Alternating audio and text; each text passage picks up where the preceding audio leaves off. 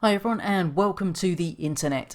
So what we're going to be doing in our lesson today is having a look at how to calculate the empirical formula.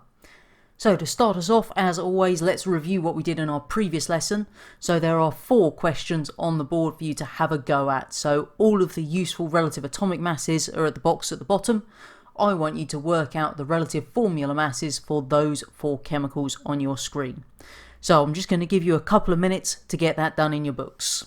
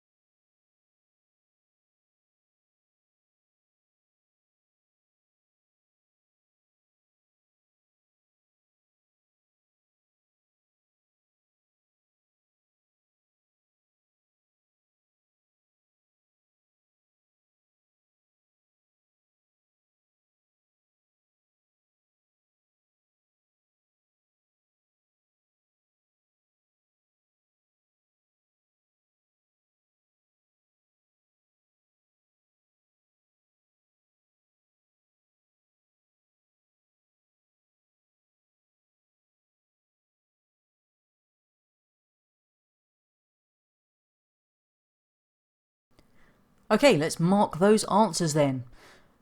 Number 1, for carbon dioxide, CO2, then we've got 1 carbon, which has a relative atomic mass of 12, and 2 oxygens.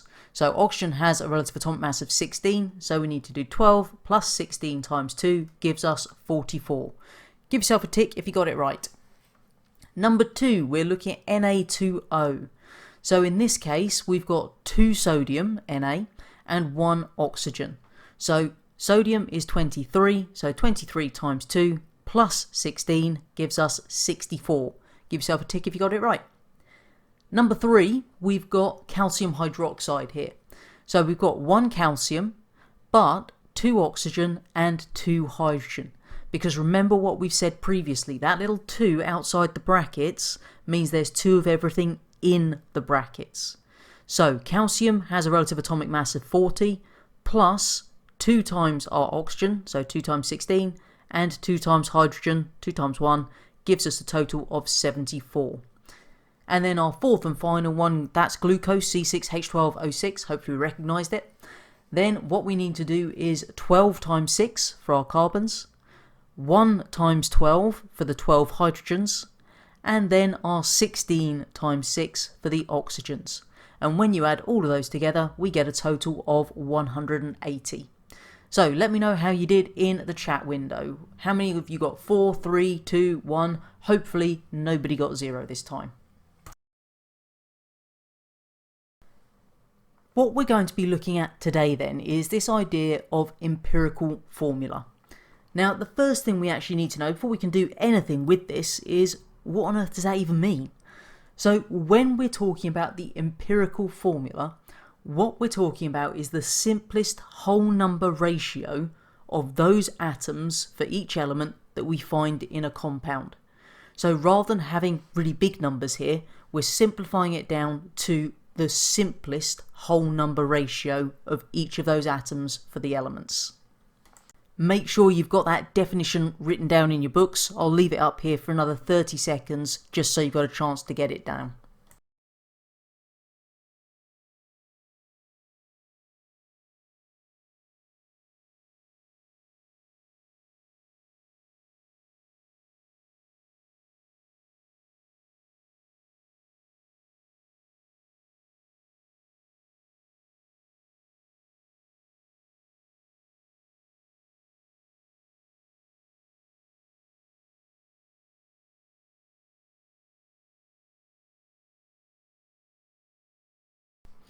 I think the easiest way to really understand this is just get stuck in with it. So what we've got at the top is an example of our question. So the chemical formula for butane is C4H10. Calculate its empirical formula. Now what I've done is I've set it out into the 3 steps that we're going to work through. So step 1, we find the highest common factor. Step 2, we then divide the chemical formula by the highest common factor. And then finally, step 3, we write down the empirical formula. Now, what I've actually done is I've left some gaps here because I'm hoping that you've done about common factors in maths. So what I want you to have a go at doing then is filling in the blanks. So write down the question, write out all the bits we've got there, and then fill in the blanks with the correct numbers. So I'm going to give you about 3 to 4 minutes just to get this done, okay? So really think about it, get your answers written in your books, and then we'll go through this together.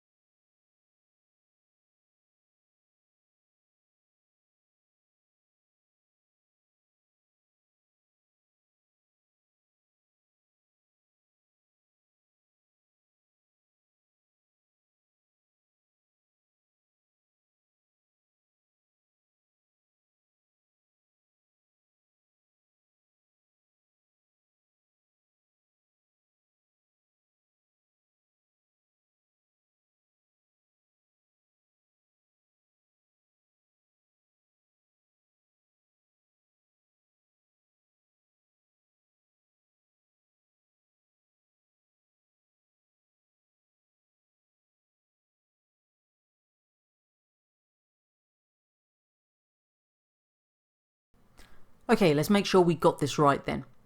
Now, when we're looking at this example of C4H10, then what we need to do is find the highest common factor of both 4 and 10. So what we need to think about is what number goes into both 4 and 10, and we're going with the highest one of those. Now, hopefully the answer you came up with for that is 2, okay?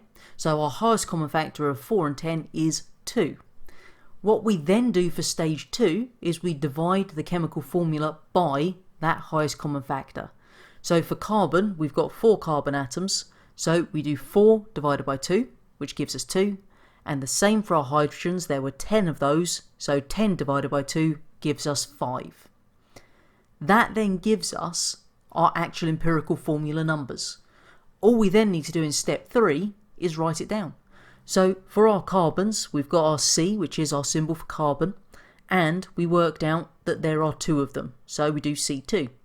And then for our hydrogens, chemical symbol is a capital H, we then put the little subscript 5 because there were 5 of them. And that's the empirical formula. That's the simplest ratio we can come up with for that chemical.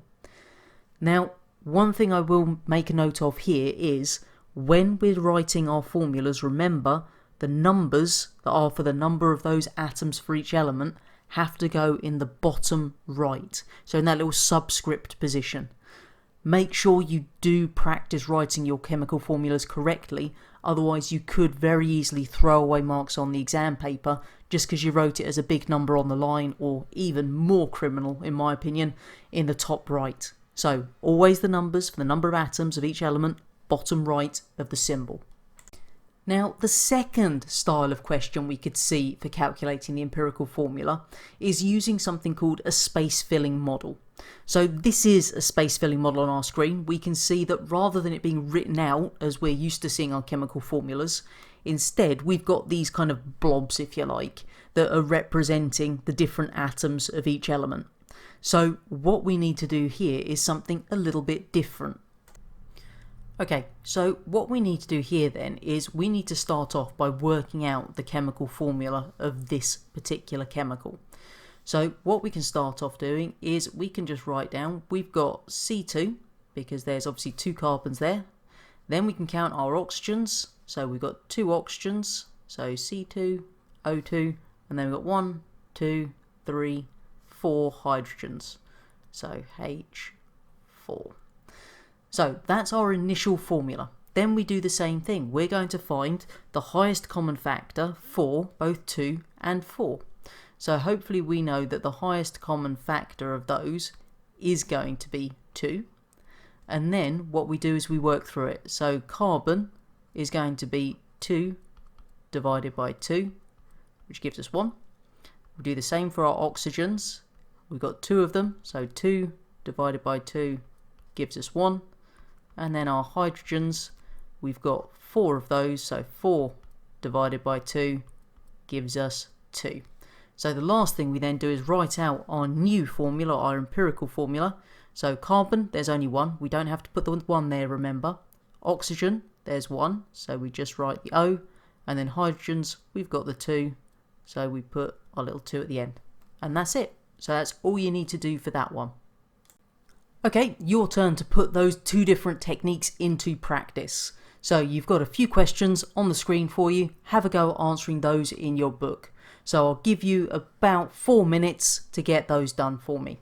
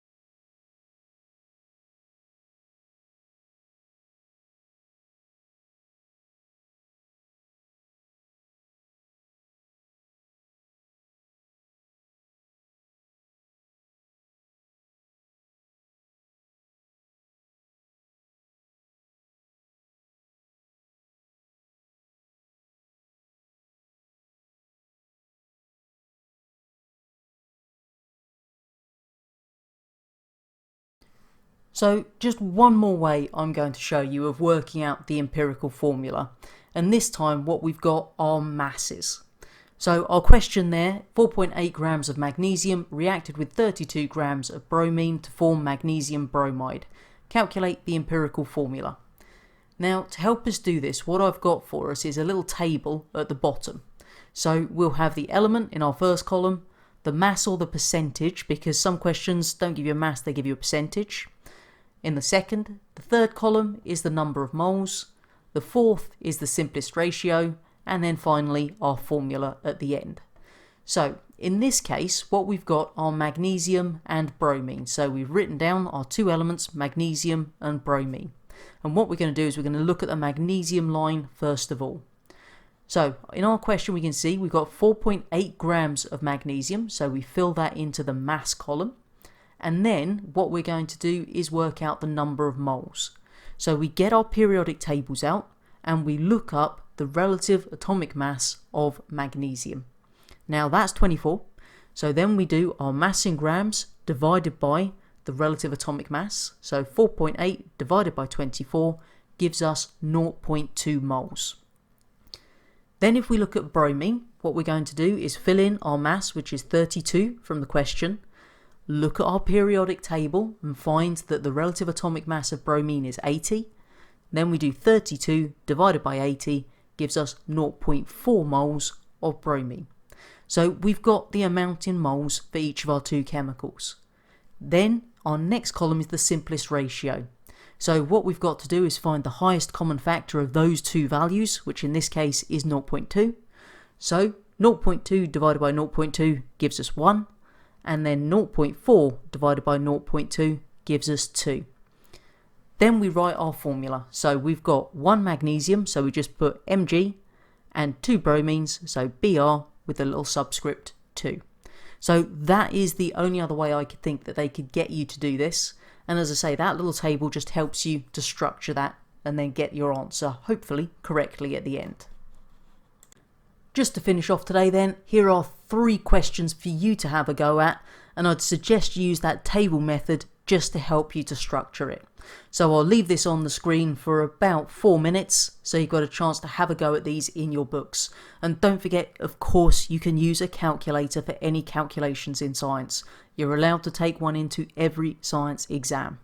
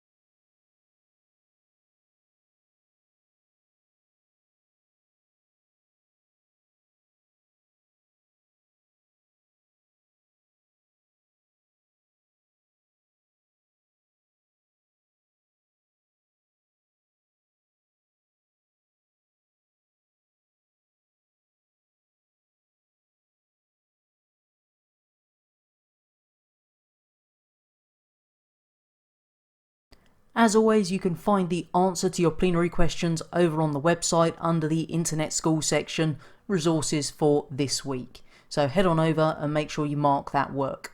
So we're going to have a break for the Easter holidays, but we'll be back on Wednesday the 15th of April with our next triple chemistry lesson. So hopefully see you then.